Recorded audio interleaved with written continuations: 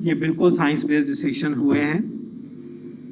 पहले 4 to 6 weeks का जो फैसला था वो उस समय जो डेटा उपलब्ध था, जो गाइडेंस थी कोविशील्ड के डेटा के बेस के रेगुलेटर्स की, उसके अनुसार वो फैसला हुआ। फिर ये देखा गया है कि शुरुआत में जो कोविशील्ड की स्टडी हुई उसका जो प्लान था, डोजिंग शेड्यूल था, वो वही था जिसकी पहले बात मैंने करी 4 to 6 वीक्स।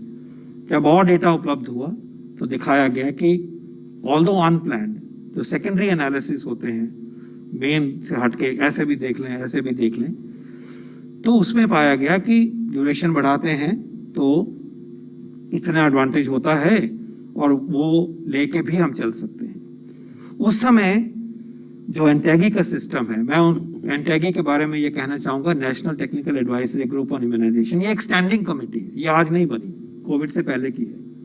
ये बच्चों की इम्यूनाइजेशन के लिए काम करती है, उसको साइंटिफिक डेटा देखती है। We must respect this institution, उनके इंडिपेंडेंट फैसले हैं। तो उन्होंने जब उसको देखा, हालांकि उस टाइम पे यूके ने 12 हफ्ते कर दिया, WHO ने भी कहा कि 12 हफ्ते करिए, बहुत सारे देशों ने ऐसा नहीं किया, ये भी याद रहे।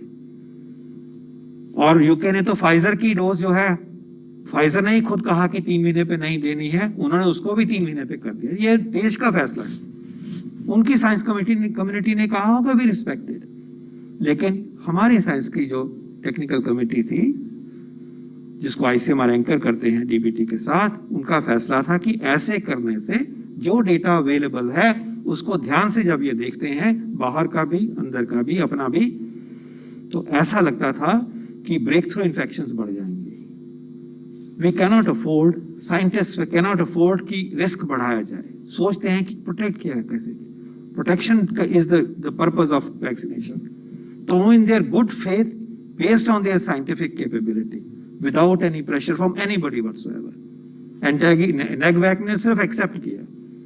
उन्होंने, हमने उनको कहा कि बताइए, उन्होंने बताया, हमारा कोई उसमें कोई राय नहीं है। उनको लगा कि ये सेफ है कि हम 4 to 6 वीक से 6 to 8 वीक्स तक जाएं। और सर ज्यादा एक्सप्लेन कर सकते हैं। अब क्या हुआ है, ये जरूरी है, ये सवाल पूछा जा रहा है कि अब क्यों होंगे। अब ये जो बात है, ये बार बार रिव्यू पीरियोडिकली होती रही है, सिर्फ 2 ही बारी नहीं होती, इसके बीच में भी हुई, पूछा गया बताइए, लगा कि छोड़ दीजिए, ऐसे ही करना है। अब ये हुआ है कि यूके का हमें रियल लाइफ एक्सपीरियंस मालूम है। पहले तो स्टडीज के बेस के ऊपर 12 हफ्ते की बात होती थी। Now because UK has done it for a period of time, a real life experience of large number, millions of individuals is available. जब उस डेटा को देखा गया और WHO के जो एक्सपर्ट हैं उनको भी मीटिंग में लाए गए, तो लगा कि हाँ, अब हम साइंस की दृष्टि से कॉन्फिडेंस के साथ कह सकते हैं कि हमारे देश में जब हम ये चेंज लाएंगे तो हमारे देशवासियों को एक्स्ट्रा रिस्क नहीं होगा। This is a dynamic situation.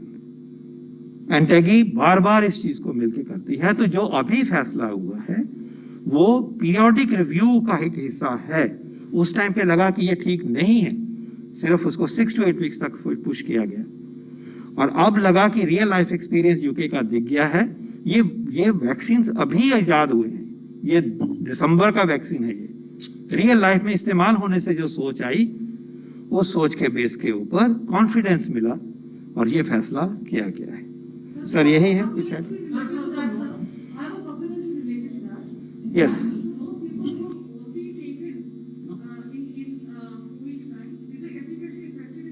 Not at all, not at all, not at all, at all.